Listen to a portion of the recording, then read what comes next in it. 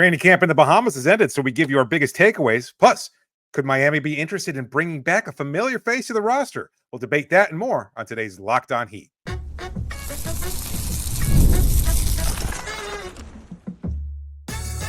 You are Locked On Heat, your daily Miami Heat podcast, part of the Locked On Podcast Network, your team every day. All right, welcome to Locked On Heat, your everyday podcast on the Miami Heat, whether you're tuning in on YouTube, Odyssey, or your favorite podcast app. Thanks for making Locked On Heat your first listen every day. I'm Wes Goldberg, editor at allyoucaneat.com, here with David Ramil. Both of us are credentialed Heat media members, and the best way to support the show is to leave a 5-star rating and review on your podcast app and hit that subscribe button on YouTube. A reminder that you could start the season with a big return on FanDuel. Place your first $5 bet, and you'll get started with $200 in bonus bets guaranteed. Visit FanDuel.com to get started. The Heat are back from training camp in the Bahamas. Preseason basketball starts this week. We got a bunch of stuff to get to, including PJ Tucker's future, a new report about rival front offices potentially eyeing Jimmy Butler. But going back to training camp, before we get to all that other stuff, now that it's over and the Heat are back in Miami, David, what was your biggest takeaway from Heat training camp? It's a couple main takeaways, but the thing that I really got, and maybe, we're living in a world where obviously social media shows one aspect of things, and it's not necessarily the most accurate or reflective of the true nature of a situation or a relationship or whatever. And yet, I cannot help but feel so optimistic about this Heat group. There were so many concerns going into camp about Jimmy Butler, his contract. He shows up at media day and everybody's already filleting him for being late, even though it was beyond his control that he arrived late. And there are concerns about whether or not he'll form a stink. And everybody kind of harkens back to what happened in Minnesota a few years ago. And then he shows up. It's nothing but positive vibes, echoing exactly what Pat Riley said in his end of season presser.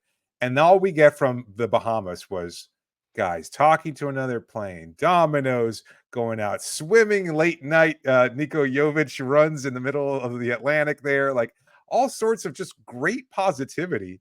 And I've got to say, I think this camp, we talked to Duncan Robinson on Media Day about the impact of the Bahamas and going there. And he said it was kind of a forced camaraderie, not in a negative way, not like they had to be forced to be together, but you really have no choice but to kind of congregate with one another, to kind of get to know each other, become friendly with one another. And that's all we've seen from the social media team is just nothing but positivity. All the reports from the guys that are there in the Bahamas covering training camp, it's been nothing but positive. And I just think it's such a great place for this team to be in that it makes me even more optimistic about the upcoming season based on this kind of incredible level of positivity. Yeah, the vibes really stand out. And I think obviously it's too early to know for sure if the vibes are going to materialize into more wins and a better regular season. But, you think about the reason why you go to the Bahamas, and it's to build some of this camaraderie. It's sort of like camaraderie boot camp in a way. They were in the Bahamas a couple of years ago, and they ended up being the number 1 seed in the Eastern Conference. Again, way too simplistic to kind of just do that cause and effect type of thing. Yeah. But obviously, the coaching staff and the front office and the people who are in charge of these things believe in whatever the Bahamas is for this team. And just based on what we have in front of us, it looks like at least that was a little bit successful, because I'm also coming off of those vibes fumes, right? Feeling pretty good about what's going on with the Heat right now. What my favorite part about this was Jimmy Butler inviting the team to his Airbnb or whatever it is that he rents out when he goes to these places, and just saying, okay, wine, it's on me. Lobster, dinner, all this stuff, it's on me. We're by the water, drinks in hand, swimming out into the ocean. We're playing dominoes. We're doing all these things. Like, to me, Jimmy Butler was sort of the czar of good vibes for the Heat in the Bahamas, whereas obviously Eric Spoelstra and the coaching staff were in charge of running the training camp part of things during the day. And we heard Eric Spoelstra talk about this quite a few times at Media Day, about how they have to be co-leaders, Eric Spoelstra and Jimmy Butler, how they have to lead this team. They have to be on the same page. They have to be in lockstep here. And it did at least feel like, based on what we've heard and saw from the Bahamas, is, all right, they were on the same page. Eric Spoelstra said, okay, I'll handle the basketball stuff. I'll get us playing faster. I'll dictate that 3-pointers are worth 3 points, shots at the rims are worth 3 points, and mid-range shots are worth 1 point. Like, I got all the basketball strategy stuff. You just make sure everybody's feeling good and everybody's vibing with each other and that we're building some chemistry here at night. And it really felt like Jimmy Butler, like, took control of that. He really felt like there was like an ownership part of Yep. the vibes that Jimmy Butler had, at least from the outside in. That's what it looked like. No, I 100% agree. And that's not, I don't think that's typically how we view Jimmy. Like, it's not to say that he's It's not what he's done. selfish in a negative way, but he's his own person, and that's absolutely fine. But at the same time, when you're trying to cultivate some kind of increased level of activity and everything else like that, to take that kind of ownership, as you put it, I think is a huge step towards proving something that we'll talk about a little bit later in the show, about how much he wants to stay in Miami. He wants to continue to build something, and that he wants to win, and he still wants to win here. For all the talk over the offseason, and I know we're just as guilty of it as anybody else, to say that maybe he didn't want to be here or that he was looking for a contract above all else. Maybe the end goal, and maybe the primary goal for him, is still to win here in Miami. If that's the case, the best way to achieve that is by getting everybody, again, to be on the same page, to work together as a team, to have this kind of shared goal, and let the chips fall where they may, because the belief has been so consistent from everybody we talked to at Media Day and everything we've heard from everyone around the organization. They still believe, however realistic or unrealistic you might think it is, that as long as they're healthy, they've got a chance to be champions. Yep. And to win a lot of games. That's, again, we're still at the beginning of training camp, and maybe it's just an extension of that kind of Media Day positivity, but I like where the team is moving. I like where it's progressing. It's been really, really good to see. I think just from a standpoint, just to be able to see this team kind of bond and everything else like that. But I like, and you mentioned it also, whereas Jimmy and the team has bonded, I think Eric Spoelstra has also done a really good job, and this is my other takeaway, of getting this team to kind of refresh the offense of this group that has become so stagnant over the last few years. And again, we have no idea. These things could be dashed in a week or two with another injury or a loss or a series of losses. It's hard to kind of say this is going to be the template for the rest of the season, but to be able to juice up the offense, put an emphasis on 3-pointers, stretch the floor, get Khalil Ware involved in different ways, all that is so positive to me that I've just, this is this again, my other takeaway is that Miami's focus on offense has been really, really welcome for a team that has struggled to find ways to score over the last few seasons. If the test here isn't to win games because they're not playing basketball games, the test here is, do I like what I'm hearing and what I'm seeing? And that's it. That's the test. And, I don't know that last training camp I necessarily felt that way, right? Like, you had still the Kyle Lowry drama. I didn't know that, you had Dame injuries Lillard that this team was dealing with. The Damian Lillard thing, right? Like, I don't know that we were coming off of this and being like, yeah, everybody, I don't know that I felt the same way. Whereas, really, the only positive out of training camp last year was that everybody loved Jaime Jaquez. That was it. Other than that, there was nothing really positive to take away from training camp. Maybe Nikola Jovic taking another step. That was really it. But this year, there definitely feels like what I'm hearing, at least, is passing the smell test in a way that didn't feel like the case last year. And you mentioned the word like guilty about like Jimmy Butler and whether or not he was, like, we talked about this so much, and I'm like, I think Jimmy Butler was also guilty of it. He was the one leaking it out in the media that he wanted the contract extension and that he would go to Philadelphia if he couldn't get it from Miami. And I've never ever felt like he didn't want to be with the Miami Heat. I always felt like his goal was to retire on the Miami Heat, win a championship here and retire as a Miami Heat player. But goals change a lot of times because of money, right? Dwayne Wade never wanted to play for anybody else other than the Heat, and look what happened. He played for 2 other franchises because of money.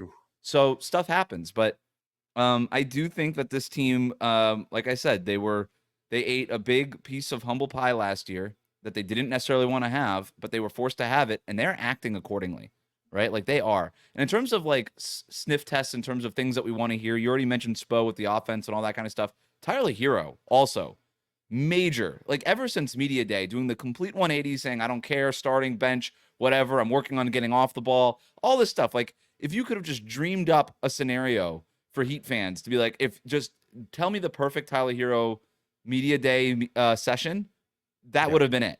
That would have definitely been it. And I think based off of what we heard also out of the Bahamas, he's doubling down on all that stuff also. Tyler Herro had something to say about his future. People around the league also think that Jimmy Butler, despite of everything we're talking about here, could be the next star to get traded. Could they be right? We have some conflicting reports to talk about after this. We'll do all of that next on Locked On Heat. Today's episode is brought to you by BetterHelp.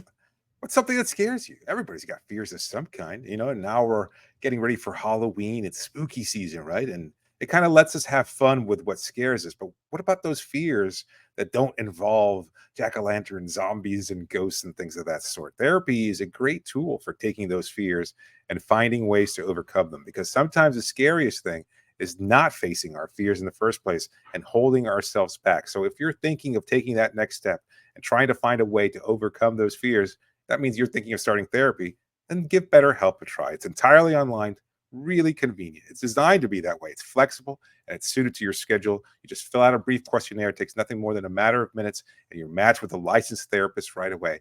And if for some reason your schedules change, or you can't, let's say you have a conflict of voices or anything, whatever you might imagine that leads you to want a different therapist, you can do so at no cost whatsoever. So overcome your fears with BetterHelp. Visit BetterHelp.com/LockedOnNBA today, and you can get 10% off your first month. That's BetterHelp, HELP.com/LockedOnNBA. We'll be right back.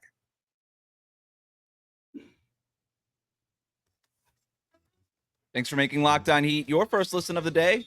We want to invite you to the exclusive Locked On Heat Insider community. If you want to join, there's a link in the show notes on YouTube and in your podcast description. If you join, you're going to get a bunch of cool stuff, exclusive content, insider info from me and David's reporting on the ground, game notes, stats while we cover the games live, intel on moves and trades that could happen before the trade deadline, everything else that we're hearing, and best of all, the chance to talk with us one-on-one through the subtext messaging platform. It's the best way to become a Locked On Heat lifer. If you want to join, you can sign up with the link in the show notes. It's free for 14 days, and then after that, it's $4.99 a month. You can cancel it at any time. No worries, no sweat. But we're really excited for this chance to connect with you all. Before we talk about Jimmy Butler's future, some people eyeing, that guy, he might be the next one on the move. We got some national reporters weighing in on that, plus PJ Tucker. Is there a reunion maybe in store with Miami? Last kind of part on this training camp takeaways, Tyler Herro telling reporters on the last day of training camp practice about the Miami Heat, saying, "This is home for me. I hope to be here for a while." And I don't know that that's necessarily news in and of itself, but it kind of just goes back to what we were talking about with Tyler before we went to that break there, David, about it, a 180 in terms of everything, the way that he's talking with the media. There's a maturity about him. And I don't know that this is the right word, but like kind of settling in to who he is and a realism to who he is as a basketball player. We're hearing less of, I'm one of the best scorers in the league, and we're getting more of whatever the team needs me to do. And I think that's tremendous. I think it's exactly what Heat fans want to hear. Oh, 100%. I think it's maturity, and that's all there is to it. Like, he's entering his 6th season in the NBA. The boy wonder moniker doesn't really apply anymore. And I know the bloom is a little bit off the rose, maybe completely off the rose for a lot of Heat fans, but I think he's determined to just say less, do more, be effective and star in his role. And he's only done it in Miami. And I know we were kind of hinting at it when we talked about our mock media day, but one of the things that I think it really it has to have made a difference to him is that he spent his first summer not being actively shopped around for a superstar player. And I think that is a huge weight off his shoulders, where you can just say, you know what, let me just focus on the work. I've been doing this for 5 years now. I'm focused on continuing to grow and become the best player I can be, whatever that might be, whether it's a 20 point per game score or a tertiary option or whatever that might look like over the course of the season. And that, again, that's ultimately how we will define Tyler's evolution and maturity, if it is here to stay or whether or not it's just a passing fancy that he mentions after a positive training camp. But I think it's a great step in the right direction to show that he is maturing, that he started a family here. He's got kids now. He's older, and he's no longer the teenager from Wisconsin with a chip on his shoulder that showed up with his flashy suit on draft night and everything else like that. It's a very different world than what he's been through, and I think he's reflective of that, and it's a great place for him to be. And I think it's great for Heat fans to be able to see this evolution and understand, look, you know what? Who knows what that final version or this final evolution of Tyler is going to be? But in terms of his responses to everybody, the things that he said, it should feel like home. And I'm glad that he feels much more comfortable now than maybe he has in a long time. Really excited to see how this all sort of manifests itself on the court. The off the ball, Absolutely. Tyler Herro, the more catch and shoot, all this stuff that, for the record, and to his credit, he started to dabble in a lot more towards the end of last season before everybody around him got injured. And then he was like, hey, you're the only person who can score for us now. So you just do Right. all of it. And we saw what happened in the playoffs with that. But let's move on to Jimmy Butler here. So Brian Windhorst, Tim McMahon on ESPN's Hoop Collective podcast were talking about Jimmy Butler at the end of last week and his future in Miami. And so Tim McMahon said, quote, if you talk to people around the league and say, who's the next big name or star caliber player who gets traded, there are at least some eyes on Jimmy Butler. Brian Windhorst responded to that and said, as far as I know, I think Jimmy Butler wants to be in Miami. His goal is to get another contract from the Heat. He also has a player option on his contract, which I think his intention is to probably waive and become a free agent, but he still has that out there, end quote. What did you make of this? Because, I think Tim McMahon is right. I think there are other front offices kind of eyeing the Jimmy Butler situation because of the questions over his contract and where that's coming from, the next big one that he gets. And we've already heard, the Golden State Warriors made a call about Jimmy Butler. I think the Philadelphia 76ers at least explored it before Paul George became a reality for them. I think there's other teams. The Brooklyn Nets, we heard a few months ago, would be interested in maybe acquiring Jimmy Butler next summer if things don't work out in Miami. So I don't think anything that Tim says is wrong. I also don't think that anything Brian said was wrong. I think Jimmy Butler wants to be in Miami. I think if he had his choice of how the rest of his career played out, it would be I get one more big contract from the Miami Heat, I win a championship in Miami, and I retire in Miami as a player for the Miami Heat. But like I said earlier, things can change, stuff can happen. But I think both of these reports just sort of are true. And who knows how it kind of works out. I agree 100%. I think, you mentioned Tim's, he's not saying anything earth shattering. Like, this is the reality of business. In I don't the even know NBA I don't even know if it's necessarily news. He just sort of said something we already knew. Yeah. Exactly. And look, Miami has been on the opposite end of that. And think about it from the fans' perspective. Every time there is a star level player, and Jimmy is still that, even as he's continued to age, he's still a star. And as far out as 2, maybe even 3 seasons away from the potential free agency, already you start talking about, they haven't been able to win as much. They haven't been able to get X done, whatever that might be. They haven't even been able to finalize that contract. All these different factors, and people start sniffing around the NBA every time. Very much what was shark infested waters. Yeah, Giannis 2 years ago. It's like no indication ever that he wanted to leave Milwaukee at any point, but. Right. That contract extension, I mean, we just did this with Donovan Mitchell, right? Like the contract extension triggers that question. Until that contract is signed, until a new contract extension is signed, there's going to be other front offices looking for blood in the water. Whether or not that blood is even there, they're going to be looking for it. Exactly right. And I think, Jimmy, also to Brian's point, I think he would love to stay here. I think you said it well. Like if he had his choice, it would involve those 3 things: contract, security, and a title. Like, I still think that's the primary goal for him. But at the same time, like, he wants to get paid handsomely for it and have that kind of long-term security as he enters what could be viewed as the final chapter of his career in some shape or form. Like, I don't know how much longer he'll play. The boundaries for how players continue to age and stay effective in the NBA changes, and we're seeing that dramatically as LeBron James continues to still be an incredible top 10 player even at this point in his career. Look at Al Horford, Mike Conley. Like, these guys are still hanging on. It's crazy. And so I don't know that Jimmy Butler will always be a top 10 guy, but he's so just smart. His basketball IQ is at such another level. Like, maybe he ages the way that Horford and Mike Conley do, who just know they always know where to be on the court and all these things, and they impact winning in a very material way. I also think that Jimmy Butler is self-aware to know that not every organization is going to put up with his stuff, right? And we have seen Jimmy Butler get on rocky terms. I mean, like I said, he hasn't helped himself. Like, he kind of put himself in this situation in terms of other front offices kind of eyeing him, right? Like, this isn't just sort of a media thing that's just sort of manufactured. No, he wasn't really helping himself with that stuff, but we have seen it get almost as rocky, maybe a little bit rockier in other places, and it just go the other way.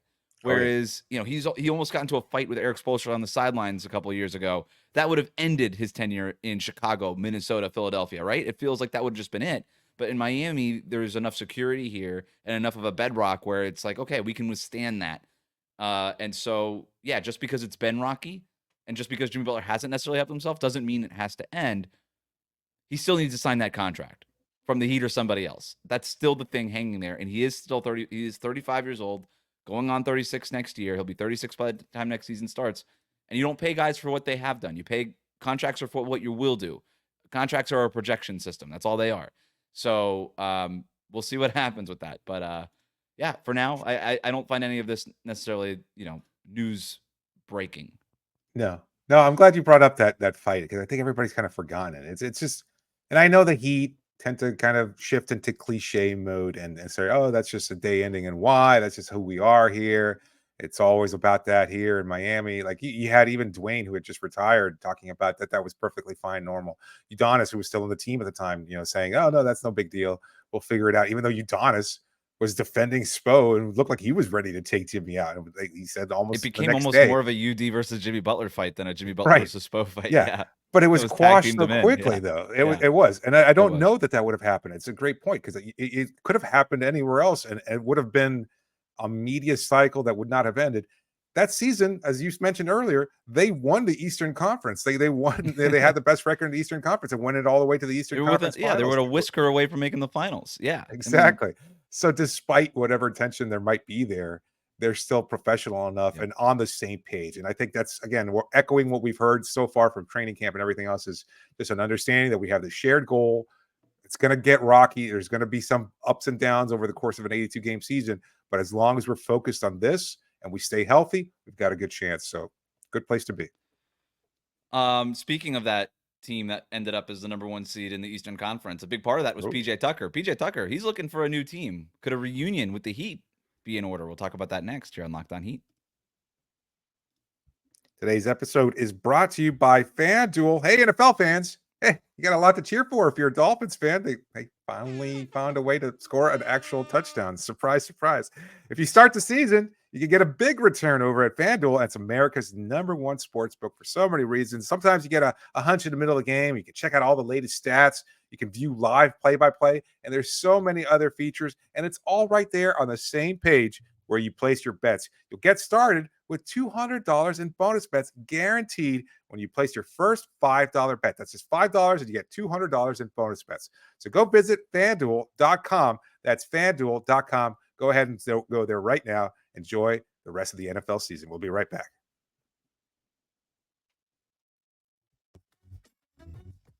There's a lot to enjoy, huh? The Miami Dolphins. I know it's not been a good season. I'm not going to try to sell you on the Dolphins being a good team. That's not what I'm here to do. But they're only 1 win away from being the top team in the AFC East. Absolutely. Speaks more to how bad the AFC East is, but maybe. But still, that's all you got to do is win your division. That's your job in the regular season. You get a bye week. You get one more game without Tua, and Indianapolis. Yeah, and then maybe you can get them back just in time. Who knows? It's possible. You can wind up at 3-3, and then you got 11 games left in the season. It's a good place. It's not too bad. Let's see what the Dolphins Super Bowl odds are. Not great. plus 10,000 on FanDuel. So nice. In case you're feeling saucy. Hurricanes, great win for them Friday night as well. But UCF Knights not so great in Gainesville, but we're not talking about that one. I'll admit I gave up on the Canes game. I did. I went to sleep. So did I. After the second half and they threw that interception, I was like, oh, forget it. It's done. It was a 10:30 kickoff. That's exactly when I stopped. That was when it was 28-10 or something. Yeah. 30 was it? Yep. Or was Cal already in the 30s? Yeah, it was 28-10. I was like 21 points in the fourth quarter. Unreal. Who knew? I woke up and watched all the highlights. I mean, what a win. No reason they should have won that game, by the way, except for Ward. Only reason Cam Ward just took the team on his back like Patrick Mahomes. It was unreal. That said, enough football talk. PJ Tucker, the Clippers and PJ Tucker have mutually agreed to work towards a resolution for his future. In other words, there's a mutual agreement to part ways, and they're going to try to figure out what it is that's next for PJ Tucker. PJ Tucker is under contract for $11 million this year. When you hear this kind of language, all right, and this was reported by The Athletic, when you start hearing this kind of language, usually what that ends up happening is there's some sort of negotiation and a buyout where he's going to get a portion of that 11 million. It won't be all of it, but they'll both agree, hey, give me some of it and I'll get off the roster. We can call it good. I think it's fair to wonder whether or not the Heat should kick the tires on PJ Tucker. Now, he is not the player he was even in that 1 year in Miami anymore. But I do think that there's something for him to give. I think the fact that he's played only like a handful of games since he got traded from Philadelphia to the Clippers in that James Harden deal at the beginning of last year, I think that's more, it says more about the way the Clippers roster is constructed, and that's not necessarily a good or a bad thing. It's just what it is. But I think he would have a place in Miami for a team that doesn't really have a lot of true power forwards. I don't know that he would start necessarily, but I think he could maybe get in the mix. I don't know. What do you think?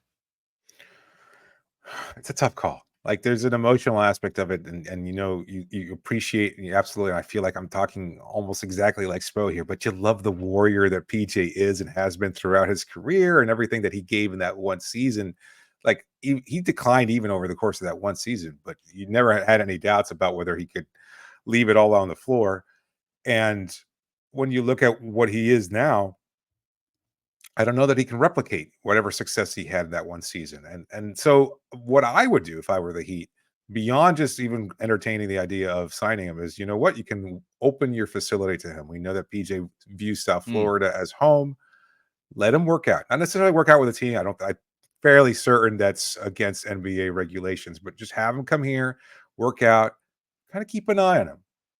Gauge whether or not there's something to his ability to contribute at the next level. And if that's the case, then you kind of entertain that notion if and when he does get bought out. However, without that, I don't know that he's necessarily a better addition for this team than, say, Nasir Little. And given the contract situations and everything else like that, like Nasir's contract, is not guaranteed.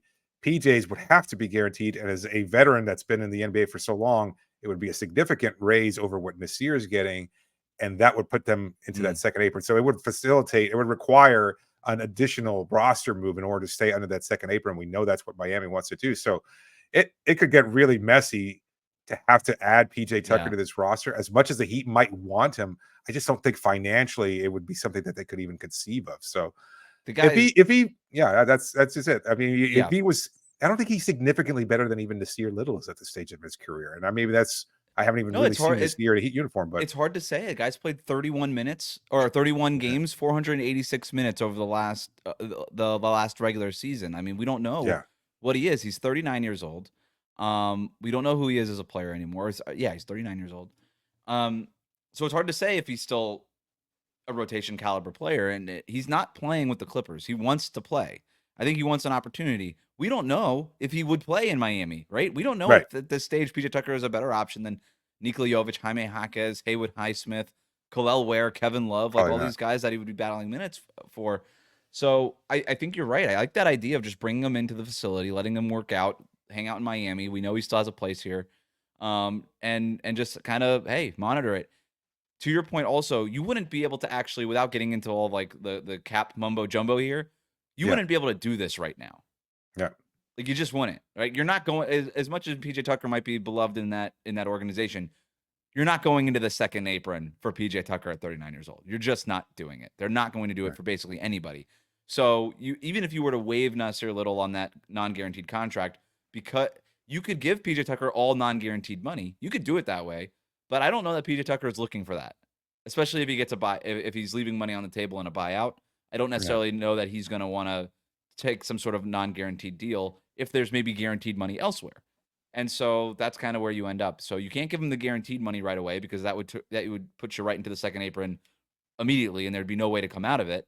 You're not going to, like you said, make another trade just to go get PJ. What are you going to do? You're going to go trade Duncan Robinson or something to get 39-year-old PJ Tucker in your roster? No, you're not jumping through those hoops at this point.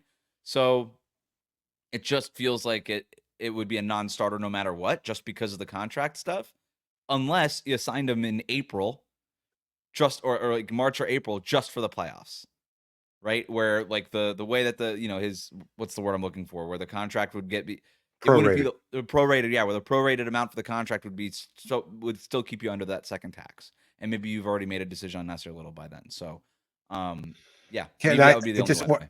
I just want to add something. It's so interesting that it's that the Clippers' hands are basically tied. Yeah, they're not going to find a taker for PJ's contract at this point in time. Like I Yeah, don't think there's great like a point. trade. Yeah, he's not getting. Maybe a cap that has to reach. Is there a team that's like below Mm-mm. the cap floor that needs to assume his salary in order to No, the only reach thing I that? could see is if you traded, because at least he's expiring. Is there Charlotte another would team that Charlotte would? take on? Charlotte could, but for what? Yeah, just because they'll waive him. They'll take him, they'll trade him, and then waive him, and then Maybe get like acquire a him for like pick from the Clippers or yeah, something along with them. Yeah, yeah. maybe something like that could happen. Yeah, I think that. But either way, PJ Tucker ends up a free A agent. bought out free agent, Yeah, right? yeah. So in one way or another, I could see maybe another team trading for his expiring just to get off of a long-term salary. But I don't know that the Clippers want to do that because I don't think they want to add long-term Yeah, salary. Hence the whole Paul George situation. So right. it Plus, I feels like this. Yeah, no, I was just gonna say, and I for all the people that were criticizing Pat Riley a couple of years ago for not signing PJ Tucker, it looks like they really dodged a bullet. So I mean, again, look, I know that your fans are certainly entitled to criticize this front office for all the things that they haven't done, but this is one of the things that they didn't do in re-signing PJ for that extra year that he wanted. that's what That it was. Yeah, has really helped him. Like that really looks like a smart move on their part. Like they saw a finite no doubt. point for the end of his career, and they were like, "You've maybe got a couple good years left. Let's stay here, and you can reach that point." And they were like, "Nope." He wanted the extra year and the extra money, and he got it. And now look where he is right now, where he hasn't even been able to play for a year and a half. Yep. It's a great point. So we've got the Heat's pink, white, and something. The game I always Red, white, and forget what pink. Red, white, white, and pink. pink game. We've got that Monday night. Planning on being there. We'll have our kind of observations from a scrimmage that doesn't mean anything, I guess. No, but you get to see the brand new That's scoreboard true. and the That'll be the biggest thing. centerpiece. Yep. The fireball will be there. You'll see the Yep. new sound system, the new lighting, all the different changes and improvements they made this offseason. So we'll have You'll get to see them. we'll have those takeaways, and then we got preseason basketball Tuesday night. All right. Kicking off the preseason slate. So we got a couple of games during the week, a couple of preseason games during the week. So make sure you stay here on Locked On Heat. Thanks for making Locked On Heat your first listen every day. Like, comment, and subscribe on YouTube. Follow us on your favorite podcast app.